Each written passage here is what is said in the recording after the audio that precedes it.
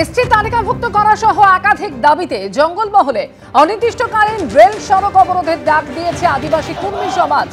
অবরোধে পশ্চিমবঙ্গ প্রভাবিত না হলেও যোগাযোগ ব্যবস্থা বিঘ্নিত ঝাড়খণ্ডে।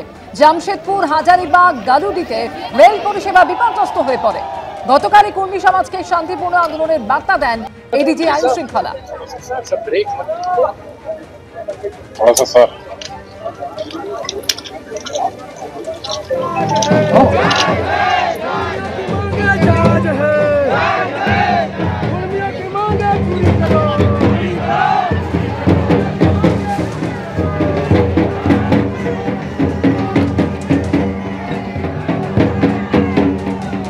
গতকালই কুর্মী সমাজকে শান্তিপূর্ণ আন্দোলনের বার্তা দিয়েছিলেন এডিজি আইন শৃঙ্খলা।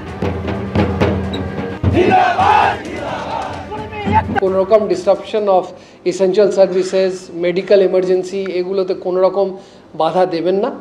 আপনারা জানেন যে ট্রেন একটা যেটা সাউথ ইন্ডিয়ায় যে ট্রেনসগুলো যায় তাতে একটা বেশিরভাগ সংখ্যক কিন্তু মেডিকেল যারা পেশেন্টস আছেন তারাও কিন্তু সব কয়টা ট্রেনেই কিন্তু যেগুলো সাউথ ইন্ডিয়া যায় বা ওই রাস্তা যারা অ্যাভেল করে তাতে অনেক মেডিকেল পেশেন্টস থাকেন। ট্রেন বা মেন রোড যারা অ্যাভেল করছেন তাদের এটা মনে রাখতে হবে, most of them are going there for a specific purpose, for an emergency purpose.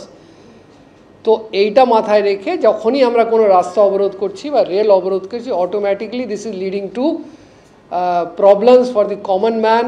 তাদের কোনো এমার্জেন্সি, তাদের কোনো মেডিকেল, তাদের অন্য কোনো সমস্যার মধ্যে যারা আছেন তাদের অসুবিধে ফেলা হচ্ছে। এবং এবারে যেটা বলার চেষ্টা করলাম যে আগে নিজেরাও ওনারা আন্ডারটেকিং দিয়েছেন যে এরকম কিছু করবেন না যাতে কোনো রকম অসুবিধে কমন লোকের হোক, কারোর মানে মেজর প্রবলেম হোক, সেটা কোনো মতে ওরাও আন্ডারটেকিং দিয়েছেন। তো আমি আপনাদের মাধ্যমে আবার একটা রিট্রেশন করব টু কুর্মী সমাজ অলসো, যে ওনারা যেন অনারেবল হাইকোর্টের যে অর্ডারটা আছে সেটাকে মান্যতা দিয়ে কোনো রকম রোড বা রেলওয়ে ব্লকেটে না যান।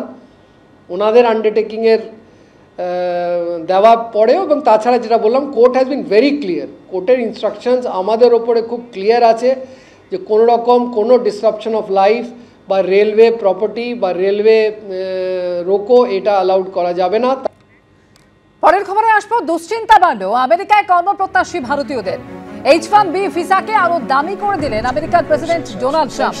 এবার থেকে এই ভিসা পেতে হলে গুনতে হবে $1 লক্ষ মার্কিন।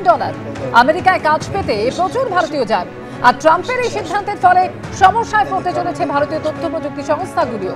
এবার থেকে বিদেশের অত্যন্ত দক্ষ কর্মীরাই শুধু কাজের সুযোগ পাবেন। নতুন নিয়মের ফলে আমেরিকার নাগরিকদের চাকরি সুরক্ষিত হবে, জানিয়েছে হোয়াইট হাউস। আউটসোর্সিং রুখতে এবং দেশে বেকারত্ব ঘোচাতে ট্রাম্পের এই পথ বলে মনে করছেন বিশেষজ্ঞরা। It's phase one. Okay.